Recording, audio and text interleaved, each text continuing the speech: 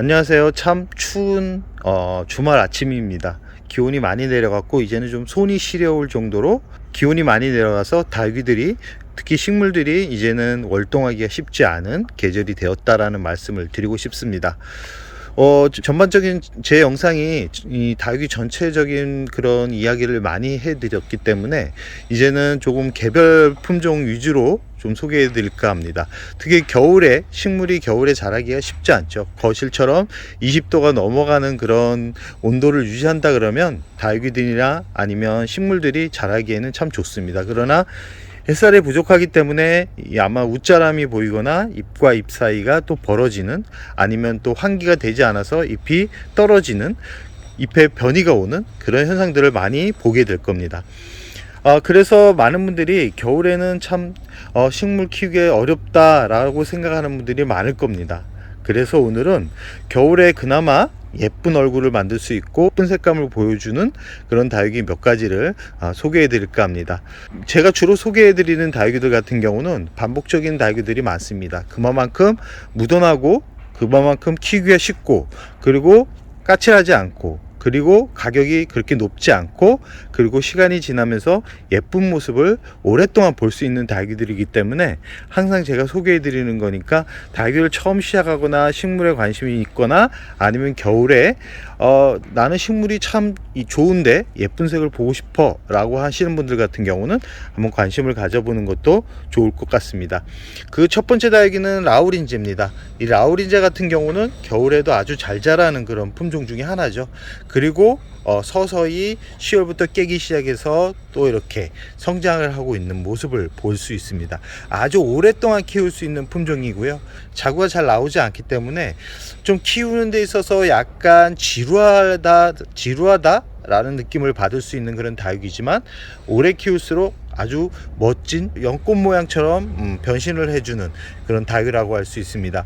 물을 그렇게 좋아하는 편은 아닙니다. 물은 그렇게 좋아하지 않지만, 그렇다고 물을 또 싫어하지도 않는, 주는 대로 성장을 하는 그런 품종이라고 할 수 있고요. 이렇게 군생으로 대형으로 키울 수 있는 품종이라고 할 수 있습니다. 이렇게 제 주먹 보이시죠? 주먹보다 큰, 거의 이것도 묵은 지금 상태가 아주 묵은 상태거든요. 그런데도 이 정도 크기면 성장할 때는 얼마나 컸는지를 알 수 있겠죠. 그 옆으로 옮겨가면 이 라우린제가 군생입니다. 라우린제 군생인데, 군생 모양은 또 이렇게 좀 뭐라 그래야 되나, 좀 균형감 있게 또 키울 수 있고, 또 색이 들면 정말 아이스크림 떠놓은 것처럼 달콤한 느낌을 받을 수 있는 그런 품종이라고 할 수 있습니다. 이렇게 모든 군생으로 심어놔도 자연군생만큼 또 예쁘게 만들 수 있는 그런 품종입니다. 지금 얼굴이 아주 예쁘죠. 이 상태가 보통 4, 5년 정도 된 그런 얼굴이라고 생각을 하시면 되고요. 그 옆에 있는 성형, 이 라우린제, 멀로, 성형 키우다 보면 거의 비슷비슷합니다. 그러나 이 성형 같은 경우는 입장이 약간 더 가늘고 더 부드러운 느낌이 든다라는 거. 그러나 키우는 과정과 키우는 특징은 거의 비슷하다, 유사하다, 같은 피가 아닐까 하는 그런 생각이 많이 드는 그런 품종이라고 할 수 있습니다. 두 번째는 라우이입니다. 이 라우이 같은 경우도 겨울에 자라는 동용종이라고 할 수 있고요. 지금서부터 서서히 뽀얀 백분이 올라오면서 안쪽으로 곶감색으로 단풍이 들어가는 그런 품종이라고 할 수 있습니다. 이 라우이는 좀 키우기가 그렇게 수월한 다육이는 아닙니다. 수월한 다육이가 아닌 만큼 더 고급져 보이는 얼굴을 보여주고 있기 때문에 다육이를 키우면서 좀 질린다라는 생각이 들 때 이 라우이를 한번 키워보는 것도 괜찮을 것 같습니다. 이 라우이는 물 줄 때 이쪽으로 물을 주시면 안 되고, 저면관수 또는 잎 가장자리로 해가지고 물을 줘서 물을 줘야 됩니다. 이 백분이 잘 쥐어지고, 백분이 한번 쥐어지게 되면 백분이 잘 올라오지 않기 때문에 꼭 신경 써서 줘야 되고요. 이 라우이가 물음병이 잘 오는 품종이지만 시간이 지나면 지날수록 또 무던하게 또 성장을 하는 그런 다육이라고 할 수 있고요. 분갈이를 자주 해줘야 되는 그런 다육이라고 할 수 있습니다. 세 번째는 콜로라타입니다. 이 콜로라타 같은 경우도 겨울에 아주 잘 자라는 그런 품종이기 때문에, 이 겨울에 예쁘게 키우고 싶고 고운 단풍색을 보고 싶은 분들, 그리고 겨울에 이 물을 주면서 물에 반응을 하는 그런 즐거움을 느끼고 싶은 분들 같은 경우는 또 이 콜로라타가 또 아주 매력적인 품종이라고 할 수 있습니다. 이 콜로라타 같은 경우도 아주 묻어나게 자라는 그런 품종이고 라우린제만큼 묻어납니다. 물을 주는 대로 받아 먹기 때문에 물을 좋아하는지 나빠하는지가 좋아하는지 나빠하는지를 좀 알 수가 없는 그런 다육입니다. 주는 만큼 환경에 적응을 잘하는 그런 품종이라고 할 수 있고요. 이 콜로라타 같은 경우도 자구가 잘 나오지 않는 그런 품종이기 때문에 이 자구를 좀 만들고 싶다 그러면 이 어렸을 때 이 안쪽에 있는 생장점을 없애주거나 이 가장 아랫부분 단계 위에 부분을 낚싯줄로 해가지고 잘라주면 적심으로 이렇게 자구가 많이 나오는데 지금처럼 이렇게 묵은 다육이는 안 되고 태어난 지 얼마 안 된 다육이 지금 레몬 앤 라임 같이 이렇게 성장하고 있는 다육이의 얼굴을 잘라야지만 자구도 잘 태어난다 라는 말씀을 드리고 싶습니다. 그래서 이 콜로라타 같은 경우는 화분을 좀 크게 써야지만 더 웅장하고 예쁜 모습으로 만들 수 있다라는 거 꼭 기억해 두시고요. 그 옆에 있는 매창 계열의 다육이들도 겨울에 성장을 하는 그런 다육이라고 할 수 있습니다. 1월까지는 충분히 성장을 할 수 있기 때문에 물 주는 재미가 아주 솔솔한 다육이고요. 이렇게 진한 붉은빛 얼굴로 단풍이 들어가는 품종도 있고 이렇게 핑크빛으로 물이 들어가는 품종도 있고 이렇게 라인만 그리고 이 진한 라인만 그려주는 그리고 손톱을 보시면 아시겠지만 아주 강렬하죠.